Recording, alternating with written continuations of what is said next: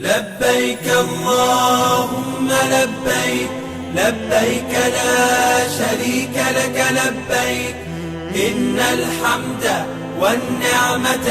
لك والملك لا شريك لك لبيك الله. الحمد لله الذي لا يبلغ مدحته القائلون ولا يحصي نعماه العادون ولا يؤدي حقه المجتهدون، والصلاة والسلام على سيدنا ومولانا محمد وعلى آله وصحبه أجمعين ومن تبعهم بإحسان إلى يوم الدين. وقال تعالى بعد أعوذ بالله من الشيطان الرجيم بسم الله الرحمن الرحيم ولله على الناس حج البيت من استطاع إليه سبيلا. وقال عليه الصلاة والسلام الحج المبرور ليس له الجزاء إلا الجنة او کما قال صلی اللہ تعالی علیہ وسلم۔ آج آپ سے حج کے فضائل پر کچھ بات کرنے کو جی چاہا۔ حج اللہ کی طرف سے بہت بڑا فریضہ ہے۔ یہ عاشق کا اپنے عشق کے کمال میں پہنچانے کا بہت بڑا ذریعہ ہے۔ عقلی دلائل حج کے لیے کہ ایسا کیوں ہوتا ہے، ایسا کیوں ہوتا ہے، یہ ایک عاشق کا اپنے عشق پہ پہنچنے کا ایک فریضہ ہے۔ دو چادریں لپیٹ کے احرام کی وہ اللہ کو راضی کرنے کے لیے نکلتا ہے۔ میرا رب کہتا ہے وَلِلَّهِ عَلَى النَّاسِ حِجُّ الْبَيْتِ مَنِ اسْتَطَاعَ إِلَيْهِ سَبِيلًا، جو جن پر حج فرض ہے، جو اس کی استطاعت رکھیں، ان پر حج فرض ہے، وہ حج کے لیے نکلیں۔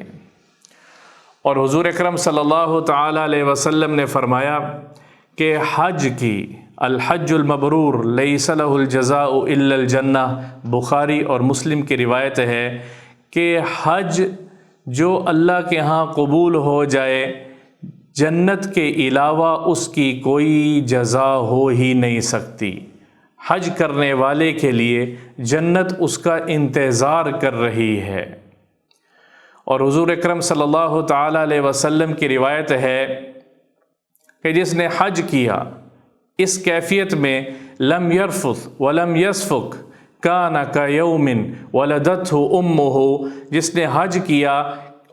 نہ اس میں کوئی بد کلامی کی، نہ اس میں کوئی برا کام کیا، نظروں کی حفاظت کرتے ہوئے، زبان کی حفاظت کرتے ہوئے اس نے اپنا حج مکمل کیا۔ بخاری اور مسلم کی یہ بھی روایت ہے، وہ ایسا ہے گویا آج اپنے ماں کے پیٹ سے نکلا ہو، گناہوں سے پاک ہو کے پچھلے تمام گناہ اس کے حج کرنے پہ معاف ہو جاتے ہیں۔ قربان جائیں میرے اور آپ کے آقا حضرت محمد مصطفیٰ صلی اللہ تعالی علیہ وسلم پر اتنی احادیث بیان کی ہیں حج کی۔ فرمایا الحجاج والعمار وفد اللہ، حج کرنے والے اور عمرہ کرنے والے وہ گویا ایسے ہیں جیسے اللہ کا وفد ہوں، اللہ کے پاس جا رہے ہیں وفد کی شکل میں مانگنے کے لیے۔ تو میرا اللہ کیا کہتا ہے ان دعوہ استجاب لہم، جب وہ مانگتے ہیں اللہ ان کی دعاؤں کو پورا کرتا ہے۔ ان استغفروا غفر لہم، جب وہ مغفرت طلب کرتے ہیں وہ رب السماوات والارض ان کے گناہوں کو معاف کر دیتا ہے، ان کے تمام گناہ معاف کر دیے جاتے ہیں۔ کس پر؟ کہ وہ اللہ کی محبت میں، وہ اللہ کے عشق میں حج کرنے کے لیے نکلے ہیں، حج پر آئے ہیں۔ جب حاجی احرام باندھتا ہے اور پھر وہ تلبیہ کہتا ہے لبیک اللہم لبیک لبیک لا شریک لک لبیک ان الحمد والنعمت لک والملک لا شریک لک، جب وہ تلبیہ کہتا ہے اور احرام باندھتا ہے تو اللہ کے نبی پاک صلی اللہ تعالی علیہ وسلم نے فرمایا ہے ما من ملبن، کوئی تلبیہ کہنے والا ایسا نہیں ہے کہ جب وہ تلبیہ کہے اس کے ساتھ حجر اور شجر، اس کے ساتھ پتھر اور پہاڑ، اس کے ساتھ ہر درخت اور درخت کے پتے بھی تلبیہ کہنے میں شامل ہوتے ہیں۔ لبیک اللہم لبیک، میں حاضر ہوں میرے رب، میں آ گیا میرے اللہ، لبیک، میں اپنی ساری کوتاہیوں کے ساتھ تیرے پاس آ گیا ہوں، میں اپنی سارے عزیز و اقارب کو چھوڑ کے، دل کی تمام محبتوں کو نکال کے تیرے پاس آ گیا ہوں، میں حاضر ہوں، لبیک اللہم لبیک، میں حاضر ہوں، میں تیرے پاس آیا ہوں، لبیک لا شریک لک لبیک، میں حاضر ہوں، تجھ جیسا اور کوئی نہیں ہے، تیرا کوئی شریک نہیں ہے، ان الحمد، تمام تعریفیں تیرے لیے ہیں، والنعمت، تمام کی تمام نعمتیں اور تعریفیں وہ تیری طرف سے ہیں اور تیرے لیے ہیں، میں تیرا شکر ادا کرتا ہوں اور سرے تسلیم خم کرتا ہوں، اور میں تیرے پاس آیا ہوں اپنے گناہوں کو لے کر، اپنے گناہوں کی معافی کا طلبگار ہوں۔ تو اس کی آواز کے ساتھ، تلبیہ کہنے والے کی آواز کے ساتھ، شجر و حجر، تمام درخت اور پتھر، اس کے ارد گرد کی تمام مخلوق بھی اس کے لیے استغفار کرتے ہوئے اس کے ساتھ تلبیہ کہتی ہے۔ حج ہے، اللہ کے پاس جا رہا ہے، بیت اللہ میں، ایک روایت میں آتا ہے بیت اللہ کی اندر جب داخل ہوتا ہے انسان، اپنے تمام گناہوں کے ساتھ داخل ہوتا ہے، اور جب بیت اللہ کو دیکھ کر باہر نکلتا ہے تو تمام سیئات کو معاف کرا کر نکلتا ہے۔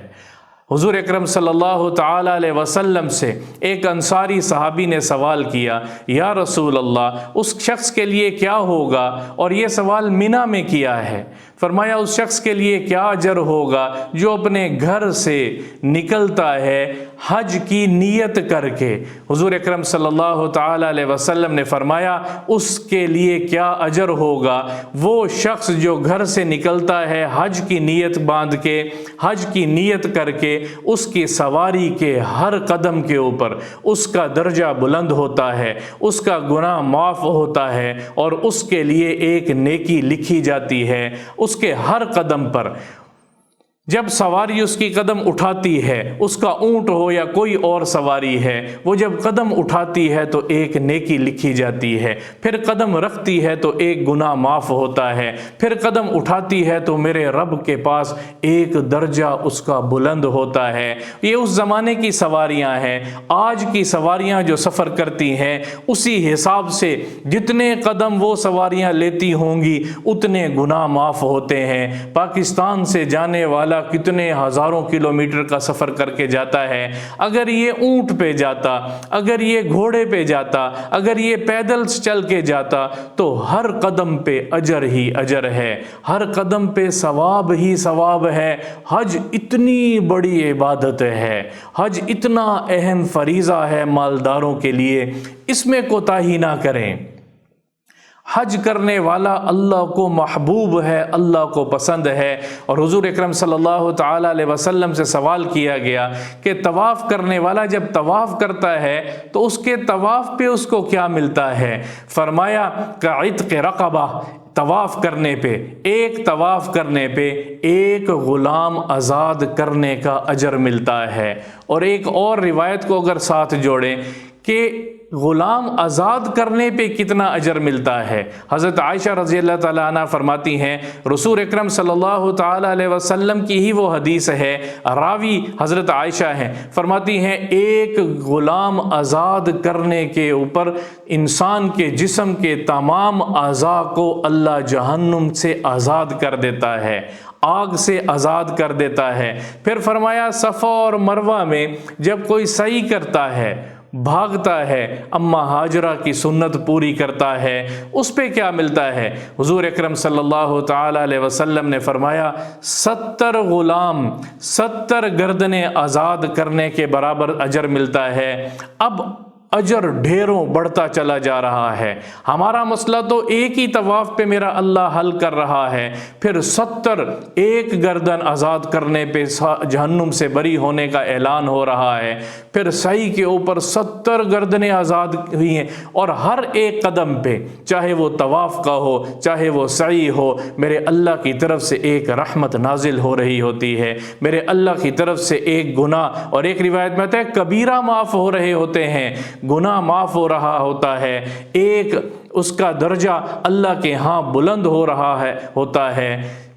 حج کے سفر کے قدم اٹھاتے چلے جاؤ اور اللہ کے قریب ہوتے چلے جاؤ، یہ حج ہے، یہ عشق ہے، یہ اللہ کے لیے۔ حج کیا ہے؟ فرمایا الحج والثج، حج ہے زور زور سے اللہ کو پکارنا، چیخ و پکار کر کے۔ کس آواز میں پکارنا؟ تلبیہ، لبیک اللہم لبیک لبیک لا شریک لک لبیک، اللہ کو پکارنا، زور زور سے آوازیں لگانا، جیسے عاشق اپنے معشوق کو تلاش کرنے کے لیے آوازیں لگاتا ہے، جیسے عشق کی انتہا میں دیوانہ وار پھرا جاتا ہے، یہاں اللہ کی تلاش میں دیوانہ وار پھرتے ہیں، دو کپڑوں میں، سفید چادروں میں، برا گندہ بال، خوشبو نہیں لگانی، کوئی اور کام نہیں کرنا، صفائی ستھرائی کا اس طرح سے جیسے اس حج سے پہلے ہر چیز کا اہتمام کیا جاتا ہے نہیں کرنا، کنگھی نہیں دینی، خوشبو نہیں لگانا، اور جو حج کی سنتیں واجبات اور فرائض ہیں ان کو پورا کرتے ہوئے حج کرنا ہے۔ یوں لگتا ہے کہ وہاں گویا اللہ کے عشق میں دیوانہ ہو کے پھرا جا رہا ہے، تو پھر اللہ کی رحمت بھی جوش مارتی ہے،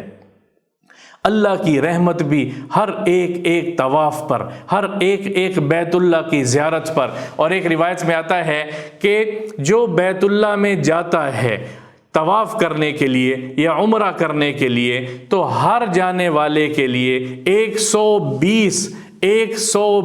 نیکیاں روزانہ، 120 رحمتیں روزانہ اللہ کی طرف سے نازل ہوتی ہیں، 60 طواف کرنے والے کے لیے نازل ہوتی ہیں، اور 40 سعی کرنے والے کے لیے نازل ہوتی ہیں، اور 20 جو کچھ نہیں کر رہا، وہاں بیٹھ کے صرف بیت اللہ کی زیارت کر رہا ہے، 20 رحمتیں اس پر بھی نازل ہو رہی ہیں۔ اللہ کی طرف سے رحمتوں کا نزول ہے۔ یہ حج کا سفر شروع ہو چکا ہے، حجاج کرام حج پہ جا رہے ہیں، جن کو اللہ نے توفیق دی ہے وہ حج کر رہے ہیں، اور یوں میرے اللہ کا گھر بھرتا ہے کہ جیسے چونٹیوں کی طرح لوگ اکٹھے ہو کے آتے ہیں حج کرنے کے لیے، اپنے گناہوں کی معافی طلب کرنے کے لیے میرے رب کے گھر میں جانا ہوتا ہے۔ پھر طواف کرتے ہیں، اور طواف کے دوران حجر اسود کا بوسہ لیتے ہیں۔ حضور اکرم صلی اللہ تعالی علیہ وسلم نے فرمایا حجر اسود کا جو بوسہ لیتا ہے یا دور سے استسلام کرتا ہے، اشارہ کرتا ہے دور سے، اور وہ بوسہ شمار ہوتا ہے۔ فرمایا اس پہ کیا ملے گا؟ کل قیامت کے دن حجر اسود کی 2 آنکھیں ہوں گی اور 1 زبان ہوگی، وہ آنکھوں کے ساتھ اپنا بوسہ لینے والے کو پہچانے گا، اور اپنی زبان کے ساتھ وہ گواہی دے گا کہ یہ وہ شخص ہے جس نے میرا بوسہ لیا تھا، تیرے گھر میں آیا تھا، اور اللہ سے وہ درخواست کرے گا رحمت کی، اور میرا اللہ اس کی درخواست کے اوپر اس بوسہ لینے والے کا درجہ بلند کرے گا۔ نبی پاک صلی اللہ تعالی علیہ وسلم نے فرمایا حجر اسود چمکتا ہوا نور کی طرح شعائیں نور کی نکل رہی ہوں گی، اور اگر میرے اللہ نے اس کو کنٹرول نہ کیا ہوتا تو مشرق اور مغرب شعاؤں سے بھر جاتا، مشرق اور مغرب اس حجر کی اسود، اس جس کا ہم بوسہ لیتے ہیں، اس کے نور سے بھر جاتا۔ میرے اللہ نے اس کو ٹھہرایا ہوا ہے، کل قیامت کے دن وہ گواہی دے گا اپنا بوسہ لینے والوں کی، صرف استسلام کرنے والوں کی، اس کے سامنے جا کے طواف کے ہر چکر پہ وہ استسلام کرنا اور دعا مانگنا اللہ سے، اس کی بھی وہ گواہی دے رہا ہے۔ کیا خوبصورت عبادت ہے حج کا کرنا، کیا خوبصورت عبادت ہے حج کا کرنا۔ اور پھر عرفات کا میدان، عرفات کے میدان میں جب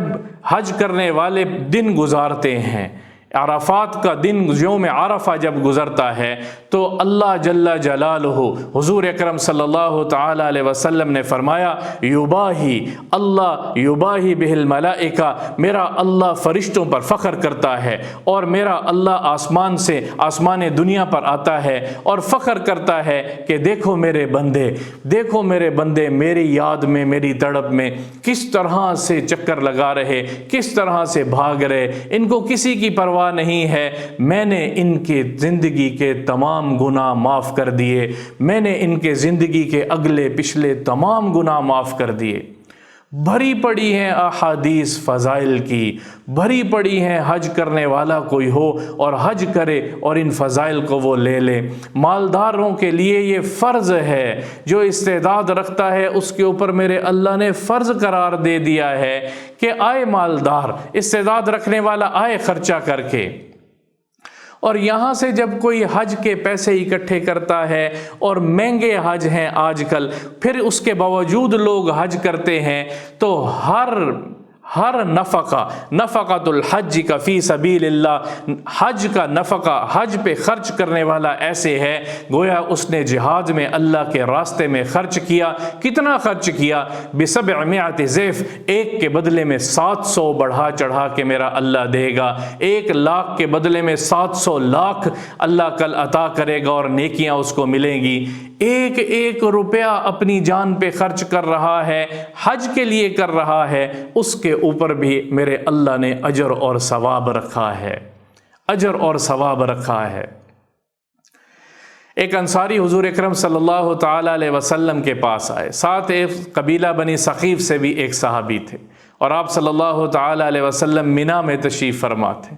اور حضور اکرم صلی اللہ تعالی علیہ وسلم کے پاس آ کے انصاری نے کہا یا رسول اللہ جئتک اسأل، میں آپ سے کچھ پوچھنے کے لیے آیا ہوں۔ تو میرے نبی پاک صلی اللہ تعالی علیہ وسلم مسکرائے، اس کی طرف دیکھا اور فرمایا کہ تو سوال پہلے کرے گا پھر میں اس کا جواب دوں، یا کہ جو تو سوال کرنے کے لیے آیا ہے میں اس کا جواب دے دوں؟ تو قبیلہ بنی ثقیف سے جو صحابی ساتھ تھے وہ کہنے لگے میرے ماں باپ آپ پر قربان یا رسول اللہ، آپ جواب دے دیجئے، آپ پہلے بتا دیجئے کہ ہم جو پوچھنے کے لیے آئے ہیں۔ تو حضور اکرم صلی اللہ تعالی علیہ وسلم نے فرمایا کہ تم یہ پوچھنا چاہتے تھے کہ جب کوئی گھر سے نکلتا ہے حج کی نیت باندھ کر اس کو کیا ملتا ہے، پھر طواف پہ کیا ملتا ہے، پھر اس کو سعی پہ کیا ملتا ہے،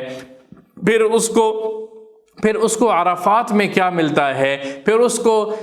اس کو رمی جمار پہ کیا ملتا ہے، پھر اس کو حلق پہ کیا ملتا ہے، پھر اس کو نحر پہ قربانی کرنے پہ کیا ملتا ہے، اور پھر جب وہ طواف زیارت کر کے فارغ ہو جاتا ہے تو پھر اس کو کیا ملتا ہے؟ تو وہ فرمانے لگے، انصاری اور بنی ثقیف کے جو صحابی تھے فرمانے لگے قربان جائیں اس ذات کی قسم جس نے آپ کو حق کے ساتھ، والذی بعثک بالحق، اس ذات کی قسم جس نے آپ کو حق دین کے ساتھ نبی بنا کر بھیجا ہے، آپ نے تو پہلے ہی معلوم کر لیا، آپ ہمیں بتا دیجئے۔ تو ایک ایک کر کے نبی پاک صلی اللہ تعالی علیہ وسلم نے ان کو بتایا، فرمایا حج کرنے والا جب گھر سے نکلتا ہے تو ہر قدم پہ ایک نیکی ملتی ہے، ایک گناہ معاف ہوتا ہے، ایک درجہ بلند ہوتا ہے۔ پھر تلبیہ کا فرمایا، جیسے میں نے آپ کو پہلے بتایا ہے حدیث میں، تلبیہ کہنے والا تلبیہ پڑھتا ہے، اس کے ارد گرد سارے تلبیہ پڑھتے ہیں، پتھر اور شجر، درخت اور پتھر اس کے ساتھ استغفار کرتے ہیں۔ پھر طواف کے لیے نکلتا ہے تو وہ ایک غلام آزاد کرنے کے برابر اجر ملتا ہے، پھر سعی کرتا ہے تو 70 غلام آزاد کرنے کا اجر ملتا ہے، پھر عرفات میں جاتا ہے تو اللہ خود آ کے اعلان کرتا ہے کہ میں نے اپنے بندوں کے گناہوں کو معاف کر دیا، اور فرشتوں پہ فخر کرتا ہے کہ دیکھو میرے بندے کیسے میری یاد میں پھر رہے ہیں۔ اور پھر وہاں سے نکلتا ہے رمی جمار پر، اور وہ کنکر مارتا ہے، جمرات کو کنکر مارتا ہے۔ جب وہ کنکر مارتا ہے تو ہر ایک کنکر کے مارنے کے اوپر اس کو نیکی ملتی ہے، ہر ایک کنکر کے مارنے کے اوپر اللہ کی طرف سے رحمت نازل ہوتی ہے۔ ہے، اور پھر وہ قربانی کرتا ہے تو فرمایا قربانی کرنے کے اوپر اس جتنے خون کے قطرے جانور کے بہتے ہیں اور جتنے، ایک روایت میں آتا ہے جتنے جانور کے جسم پہ بال ہیں اتنے اس کے گناہ معاف کر دیے جاتے ہیں۔ اور پھر وہ حلق کرتا ہے اور احرام کھولتا ہے تو اس کے زندگی کے سارے گناہ میرا رب معاف کر دیتا ہے، وہ ایسے ہے جیسے کوئی گناہ ہے ہی نہیں۔ اور پھر وہ طواف زیارت کے لیے نکلتا ہے، اور جیسے ہی طواف زیارت پورا کرتا ہے، مکمل کرتا ہے، اور طواف زیارت سے فارغ ہو کے 2 رکعت طواف کے مقام ابراہیم پہ ادا کرتا ہے، میرے نبی پاک صلی اللہ تعالیٰ علیہ وسلم نے فرمایا، ابن عمر رضی اللہ تعالیٰ عنہما اس کے راوی ہیں، فرمایا کہ ایک فرشتہ آتا ہے اور وہ آ کے کہتا ہے کہ اب دوبارہ سے عمل شروع کر، تیرے پچھلے اعمال، استأنف العمل ان شئت استأنف العمل، اگر تو چاہے تو اب اعمال دوبارہ سے شروع کر لے، تیرے پچھلے سارے دفتر تیرے اللہ نے مٹا دیے ہیں، بلکہ ان گناہوں کو نیکیوں میں بدل دیا ہے۔ جتنے گناہ تھے، جتنی غفلتیں تھیں، تیرے رب نے ان کو نیکیوں میں بدل دیا ہے۔ یہ ہے حج۔ الحجاج والعمار وفد اللہ، اللہ کے سامنے جاتے ہیں حج کرنے والے وفد بن کے، اللہ سے راز و نیاز کی باتیں کرتے ہیں، اللہ کو راضی کرتے چلے جاتے ہیں، اور اللہ خود راضی ہونے کے لیے تیار ہے۔ میرے نبی پاک صلی اللہ تعالیٰ علیہ وسلم نے حج کر کے دکھایا صحابہ کے ساتھ کہ حج کس طرح سے کیا جاتا ہے۔ حج کرنا سیکھ کے کرنا، فضائل کو استحضار رکھ کے کرنا کہ مجھے کیا مل رہا ہے، اس عمل پہ کیا ملے گا۔ پانی پی رہا زمزم کا، فرمایا یہ ایسا پانی ہے کہ اس جیسا پانی اللہ نے دنیا میں پیدا ہی نہیں کیا، ایسی خیر و برکتوں والا پانی ہے۔ زمزم لما شرب لہ، نبی پاک صلی اللہ تعالی علیہ وسلم نے فرمایا زمزم، پانی زمزم کا جس نیت سے جو پیے گا اس کی وہ نیت پوری کی جائے گی، جس دعا کو مانگتے ہوئے پیے گا اس کی وہ دعا قبول ہوگی، جتنی مرتبہ جو نیت کرے گا اتنی مرتبہ اللہ اس کی اس نیت کو پورا کرے گا جس مقصد کے لیے زمزم پینا ہے۔ ہر دفعہ زمزم پئیں اور پیٹ بھر کے زمزم پئیں، اور پھر اللہ سے اس پینے کے دوران مانگتے چلے جائیں کہ اس نیت سے یہ کام میرے اللہ کو سوال کرنے والا پسند ہے، میرے اللہ کو مانگنے والا پسند ہے۔ مانگنے والا بندہ، مانگنے والی بندی، ہم اللہ کے منگتے ہیں، اللہ سے، ہمارے پاس کچھ نہیں ہے، اللہ سے مانگیں گے اللہ عطا کرے گا۔ پانی زمزم کا پئیں تو میرا اللہ عطا کرتا ہے۔ ایک ایک چیز حج پر جس کا پورا استیعاب کرنا مشکل ہے، اجر و ثواب سے خالی نہیں ہے۔ حج کے دن شروع ہو رہے، حج کے لیے پاکستان سے اور دنیا بھر سے لوگ بیت اللہ جانے کے لیے تیار ہیں اور جا رہے ہیں، استحضار کے ساتھ، فضائل کے استحضار کے ساتھ، اور مسائل کو ساتھ ساتھ سیکھتے ہوئے حج کریں گے تو انشاءاللہ یہ ایک حج آپ کی زندگی بدلنے کے لیے کافی ہو جائے گا۔ حج کر کے زندگی بدل لیں، حج ہو زندگی بدل لیں۔ حج ایسا عظیم و شان فرض ہے، فریضہ ہے کہ کتنی زندگیاں اپنی آنکھوں سے بدلتے ہوئے دیکھے۔ یہاں سے حج کرنے کے لیے گئے، واپس آئے تو نیت کر کے آئیں کہ اب سے وہ پچھلی زندگی نہیں، بلکہ کل جانے سے پہلے جس جگہ پہ میں دینی حوالے سے کھڑا ہوا تھا اس سے اب میں اوپر جاؤں گا، تمام گناہ معاف ہو گئے ہیں، نئے سرے سے کام شروع کریں، میرا اللہ عطا کرے گا۔ پھر حج کرنے کے بعد کچھ لوگ پہلے مدینہ جاتے ہیں، کچھ لوگ بعد میں مدینہ جاتے ہیں۔ مدینہ مبارک، مدینہ وہ جگہ ہے رسول اللہ صلی اللہ تعالی علیہ وسلم کے لیے اللہ نے جس کو پسند کیا تھا، اللہ نے جس کو پسند کیا تھا۔ حرمین دونوں میں ایک نماز پڑھیں گے تو 1000 نماز کا اجر ملے گا، ایک مہینہ جو گزارے گا 1000 مہینوں کا اجر ملے گا حرمین میں۔ مدینہ میں جو حضور اکرم صلی اللہ تعالی علیہ وسلم نے فرمایا من استطاع ان یموت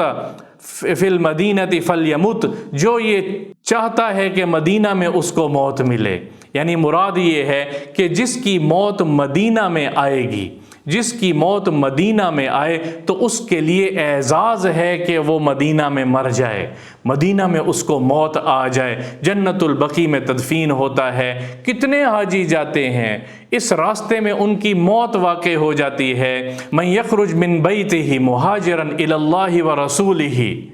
جو اپنے گھر سے اللہ اور اللہ کے رسول کے لیے نکلتا ہے، ہجرت کرتا ہے اللہ کے راستے میں۔ حج اللہ کا بڑا راستہ ہے، حج اللہ کے راستے میں شمار ہوتا ہے۔ جو نکلتا ہے پھر اس کو موت آ جاتی ہے تو میرا رب قرآن میں کہہ رہا ہے قد وقع اجرہ علی اللہ، اس کے لیے اللہ کی طرف سے اجر لکھا گیا ہے، اس کے لیے اللہ نے اجر لکھ دیا ہے۔ تو اللہ نے جس کے لیے اجر لکھا ہو یا اس اللہ کے ذمے ہے اس کو اجر عطا کرنا، تو گویا جنت اس کے لیے ہے، جنت اللہ نے اس کے لیے رکھی ہے۔ مدینہ میں رہ کر پورے آداب کے ساتھ حضور اکرم صلی اللہ تعالی علیہ وسلم کی قبر کی زیارت اور روضہ مبارک کی زیارت گویا ایسے ہے کہ جس نے حضور اکرم صلی اللہ تعالی علیہ وسلم کی زیارت کی ہو۔ فرمایا جو میرے پہ درود اور سلام بھیجتا ہے، اللہ مجھے اجازت دیتا ہے میں اس کے درود، جو کہتا ہے السلام علیک یا رسول اللہ، وہاں جا کے جو کہتا ہے اللہ کا نبی اس کے سلام کا جواب دیتے ہیں۔ میرے نبی پاک صلی اللہ تعالی علیہ وسلم وہاں حاضر ہونے والے کے سلام کا جواب خود پیش کر رہے ہیں۔ کتنا سعادت مند راستہ ہے، کتنی بڑی سعادت ہے ان لوگوں کے لیے جن کو اللہ بار بار حج کی توفیق عطا فرماتا ہے۔ فرض ایک مرتبہ ہے، لیکن ترمذی شریف کی روایت ہے تابع الحج والعمرہ، حج کے بعد حج کرو، عمرے کے بعد عمرہ کرو، کیونکہ اس سے کیا ہوتا ہے ینفیان النفاق، کیونکہ یہ نفاق کو بری کرتا ہے، اور ایک روایت میں آتا ہے ینفیان الفقر، یہ فقر کو دور کرتا ہے۔ پیسے لگا کے جا رہا ہے، خرچہ کر کے جا رہا ہے، لیکن میرا اللہ کہہ رہا جو حج کے لیے خرچہ کرتا ہے اس سے اس کا فقر دور ہوگا۔ تابع الحج والعمرہ، ایک حج کے بعد حج کرنا، عمرے کے بعد عمرہ کرنا۔ اور ایک اور روایت میں ہے، بخاری شریف کی روایت ہے تابع الحج والعمرہ، العمرۃ الی العمرہ کفارۃ للذنوب، الحج الی الحج کفارۃ للذنوب، ایک حج کے بعد دوسرا حج کرنا، درمیان میں جتنا وقت ہے اس کے تمام گناہ معاف ہو جاتے ہیں۔ ایک عمرے کے بعد دوسرا عمرہ کرنا تمام گناہوں کا معاف کرنا ہے۔ درمیانی اوقات میں اگر کچھ گناہ ہوئے تو میرا اللہ ان گناہوں کو معاف کر دیتا ہے۔ میرے بھائیو، حج ابراہیم علیہ السلام کی پورے خاندان کی سنت بنا کے، پورے خاندان کی قربانی کو میرے اللہ نے حج قرار دے دیا ہے۔ کیسے ابراہیم علیہ السلام کی زندگی میں جو ہوتا چلا گیا میرے اللہ نے اس کو حج کے واجبات، فرائض اور سنت قرار دیتا چلا گیا۔ کہاں بیت اللہ سے، کہاں رمی جمار کا کرنا، کہاں اماں ہاجرہ کا صفا اور مروہ بھاگنا، کہاں بچے اسماعیل کا وہ رونا، بھوک سے تڑپنا اور اس امت کے لیے زمزم کا نکلنا، اور کیا کیا میرے اللہ نے وہاں فرائض اور واجبات رکھے ہیں۔ ابراہیم علیہ السلام کی پوری زندگی اور ان کی قربانی، اس خاندان کی قربانی، اماں ہاجرہ کی قربانی، اسماعیل علیہ السلام کی قربانی کو میرے اللہ نے اس امت کے لیے فرض قرار دے کے حج مقرر کر دیا ہے اور مناسک حج مقرر کر دیے ہیں۔ تو جنہوں نے ابھی تک حج نہیں کیا اور ان پر فرض ہے، ان کے ذمے ہے کہ وہ جلدی سے جلدی موت آنے سے پہلے پہلے حج کریں۔ نبی پاک صلی اللہ تعالی علیہ وسلم نے فرمایا جس نے اپنی زندگی میں حج نہیں کیا اور اس کو موت آ گئی تو وہ نصرانی مرے یا یہودی مرے، ہمیں کوئی پرواہ نہیں ہے۔ یعنی حج اتنا ضروری عمل ہے، ایمان فرض ہے، فرض میں بھی پھر ایسا عمل میرے اللہ نے مقرر کیا ہے، پوری زندگی میں ایک مرتبہ فرض ہے مالدار پہ، تو کوشش کر کے خود بھی حج کریں اور دوسروں کو بھی حج کی ترغیب دیں۔ جو اس مہینے میں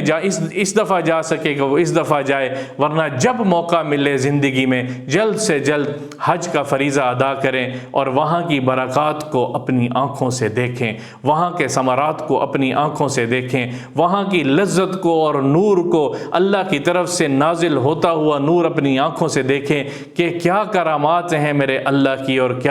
کیا نور ہے ان جگہوں پہ میرے اللہ کا، اور اس قربانی جو انہوں نے کی تھی آج تو اس کا کتنا حصہ بھی قربانی نہیں ہے، اس قربانی کو کرنے والے کے لیے کیا ملتا ہے، یہ میں نے آپ کے سامنے پیش کیا ہے۔